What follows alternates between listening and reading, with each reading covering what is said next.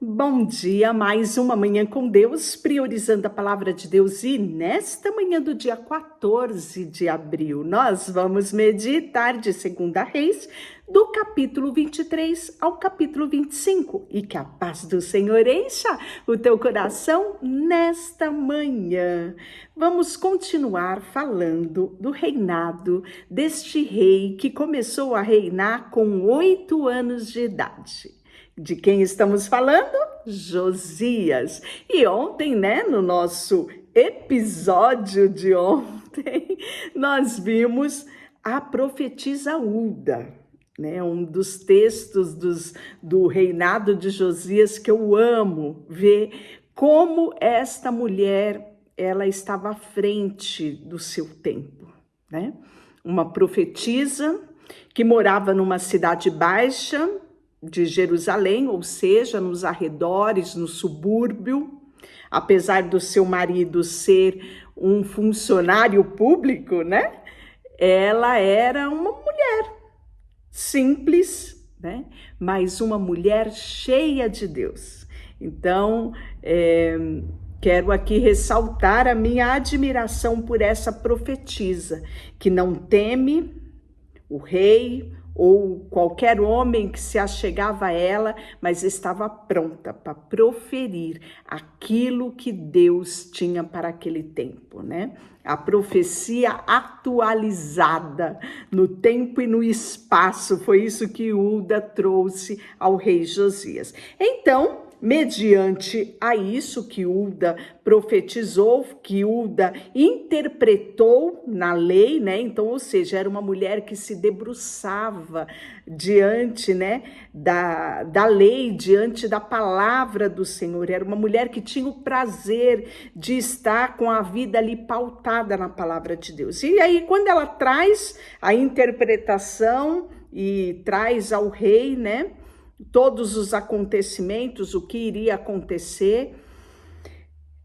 o rei Josias dá uma ordem a todos os anciões de Judá e de Jerusalém, que todos se ajuntassem a ele. E o rei subiu à casa do Senhor, e com ele todos os homens de Judá, todos os moradores de Jerusalém, os sacerdotes, os profetas, todo o povo, desde o menor até o maior. E aí, sabe o que ele vai fazer? Ele vai ler diante do povo a palavra do livro da aliança que for encontrado na casa do Senhor.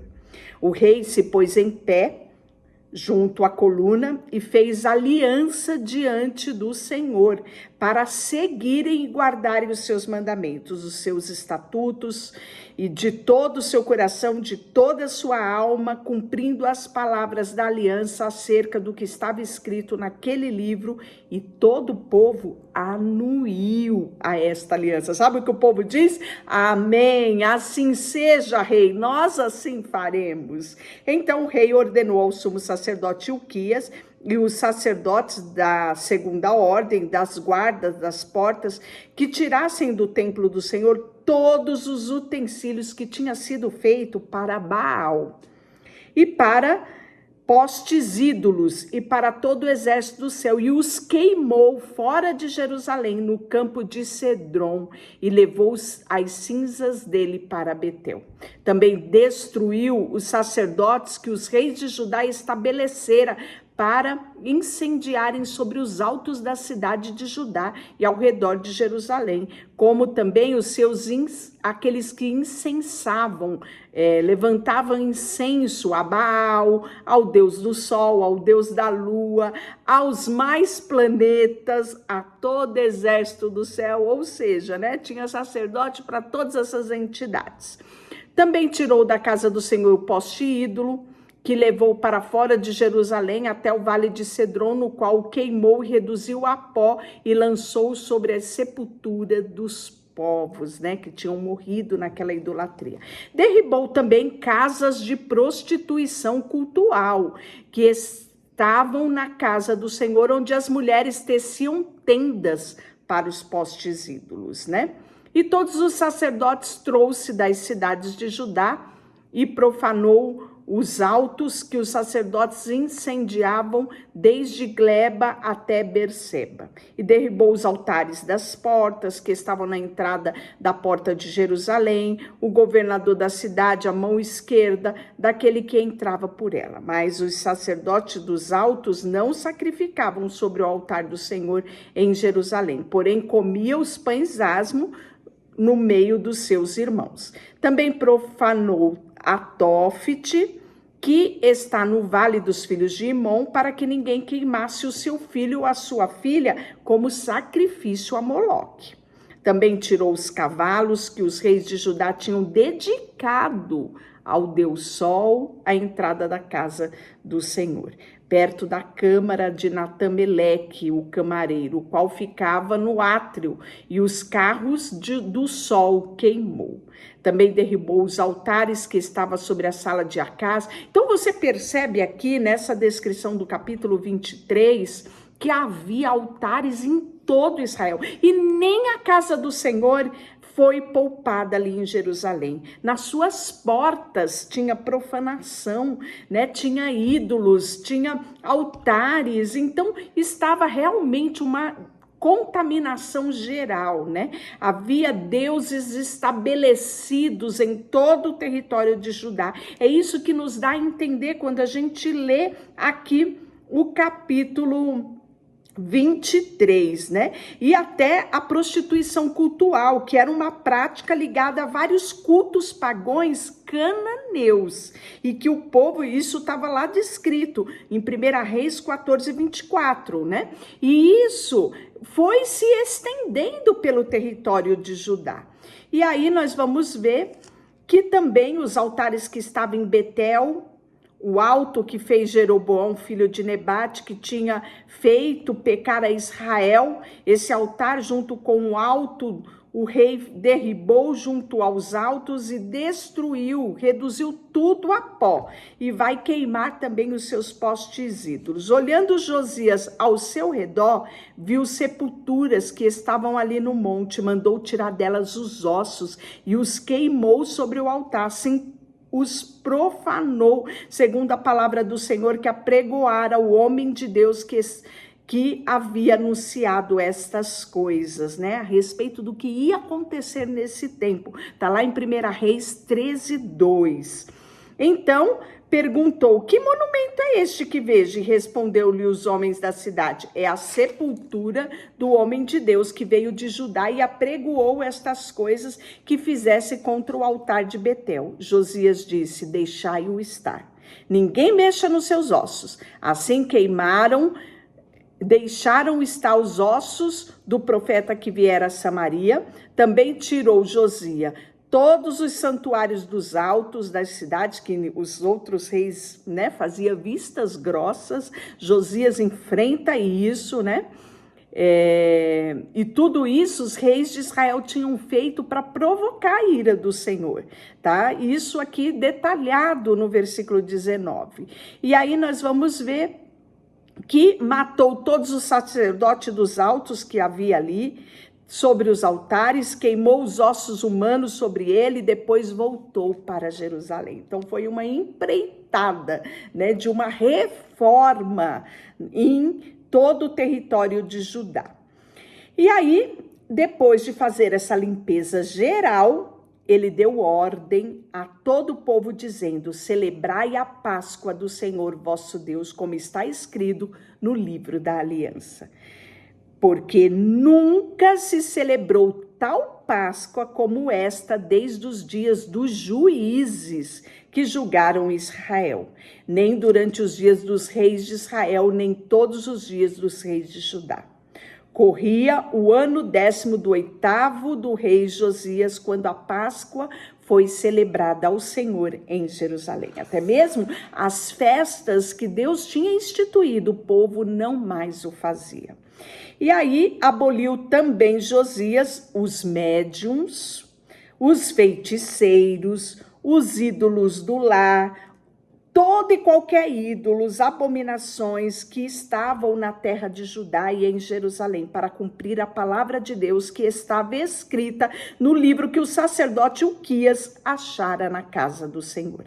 Antes dele não houve rei que lhe fosse semelhante, que se convertesse ao Senhor de todo o coração, de toda a alma e de todas as suas forças, segundo toda a lei de Moisés, e depois dele nunca se levantou outro igual. Então, o que Josias nos ensina? Que independente das circunstâncias que você vive, você pode sim determinar, né, como Josué fez. Josué disse, olha, eu não sei o que vocês vão fazer da vida de vocês, mas uma coisa eu sei, eu e a minha casa serviremos ao Senhor. Estamos no mundo idólatra, num mundo onde o homem, ele está cada vez mais perverso, né? Nós podemos ver cada vez os homens se afastando de Deus, a humanidade mais distante de Deus. O que você vai fazer disso? Não é? Eu não posso converter ninguém. Isso é obra do Espírito Santo. Mas eu posso olhar para mim mesmo e dizer, Senhor, eu converto o meu coração todos os dias a Ti. Converto e eu quero que o meu coração, a minha alma, e eu quero servir a Ti com todas as minhas forças. Isso você pode. E Josias o fez, não só com ele, mas por toda a nação. Que coisa extraordinária. E aí nós vamos ter a morte aqui de Josias, né? Os atos dele também vão estar nos livros da história dos reis de Judá. Nos dias de Josias subiu Faraó Neco, rei do Egito, contra o rei da Assíria, ao rio Eufrate, tendo saído contra ele o rei Josias, Neco o matou em Megido no primeiro encontro, né? E aí nós vamos ver que de Megido os seus servos o levaram morto no carro, transportaram ele para Jerusalém e o sepultaram no seu jazido. E aí quem vai reinar no seu lugar é Joacás, filho de Josias, foi ungido rei e se fez rei no lugar do seu pai. E aí nós vamos ver que ele tinha 23 anos, Joacás, quando começou a reinar, reinou 3 meses em Jerusalém. Sua mãe chamava Amutal e era filha de Jeremias de Líbina. Fez ele o que era mal aos olhos do Senhor. Olha que triste, né? Segundo tudo que fizeram os seus pais, não o seu pai Josias, mas os seus antecedentes, não é? Que tinham sido maus, perversos, né? E perverteram a lei do Senhor. E aí nós vamos ver que o que vai acontecer? Faraó Neco manda prender ele em Riba, na terra de Amate, para que não reinasse em Jerusalém, e impôs à terra a pena de 100 talentos de prata e de ouro, né? O próprio Faraó Neco vai constituir o rei Eliaquim, filho de Josias, em lugar de Josias, seu pai, e lhe mandou o nome para Jeoaquim, porém levou consigo para o Egito a Joacás, que ali morreu. Joaquim deu aquela prata e aquele ouro a Faraó, porém estabeleceu imposto sobre a terra para dar esse dinheiro segundo o mandado de Faraó. E aí tinha Joaquim a idade de 25 anos, quando começou a reinar, e reinou 11 anos em Jerusalém. A sua mãe era Zebida e era filha de Pedaías de Ruma. E ele faz o que era mal aos olhos do Senhor, né? E nos dias de Joaquim subiu Nabucodonosor, rei da Babilônia, contra ele, e por 3 anos ele ficou servo, e até que se rebelou contra ele. E enviou o Senhor contra Joaquim bandos de caldeus e de sírios, de Moabita e dos filhos de Amon. Enviou contra Judá para destruir, segundo a palavra do Senhor, que falara através dos profetas, seus servos. Com efeito, sucedeu tudo isso em Judá, né? E aí nós vamos ver que o rei do Egito nunca mais saiu de sua terra, porque o rei da Babilônia tomou tudo quanto era dele, desde o ribeiro do Egito até o rio Eufrates. Nós vamos ver que ele morreu, né? O rei Jeoaquim. Quem vai reinar no seu lugar é Joaquim. Ele tinha 18 anos e ele vai reinar 3 meses em Jerusalém. Sua mãe era Neusta e era filha de Eunatã, de Jerusalém. E ele vai fazer o que era mal aos olhos do Senhor, né? E aí nós vamos ver que vai chegar quem? Nabucodonosor, e vai levar cativo toda a nobreza de Jerusalém, né? Isso nós vamos ver que Nabucodonosor, rei da Babilônia, veio à cidade quando seus servos a sitiavam.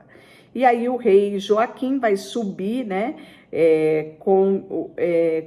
Vai se encontrar com o rei da Babilônia, ele, a sua mãe, seus servos, seus príncipes, seus oficiais, e o rei da Babilônia, no 8º ano do reinado de Joaquim, o leva cativo. Levou dali todos os tesouros da casa do Senhor, da casa do rei, segundo o que o Senhor tinha dito, cortou em pedaços os utensílios de ouro que Salomão tinha feito e que estavam lá no templo do Senhor. Transportou toda Jerusalém, os príncipes, os homens valentes, os artífices, ferreiros. Ao todo foi 10.000. Ninguém ficou, senão o povo pobre da terra.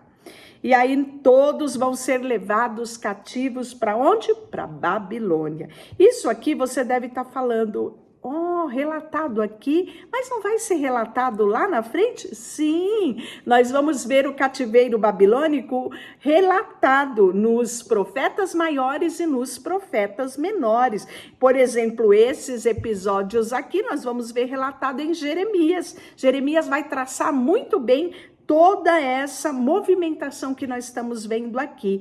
Nós vamos ver relatado lá em Jeremias 22, 24, 29, lá em Ezequiel também, nós vamos ver relatado todos esses episódios dessa leva, né, da invasão de Babilônia, da destruição de Jerusalém, que nós vamos ver a queda de Jerusalém, e o cativeiro de Judá, que está descrito todo aqui no capítulo 25. Então, tudo isso nós vamos ver novamente quando nós estivermos nos profetas maiores. E assim, nós finalizamos o livro de 2 Reis e amanhã nós iniciaremos o livro de Crônicas. Deixa eu orar por você. Senhor, nesta manhã colocamos diante de Ti o nosso coração, a nossa vida, tudo que temos e tudo que somos. E eu quero te pedir, nos ajuda a nos posicionarmos e decidirmos todos os dias servir ao Senhor com todo o nosso coração, com toda a nossa alma, com todo o nosso entendimento. Em nome de Jesus, amém. Deus te abençoe.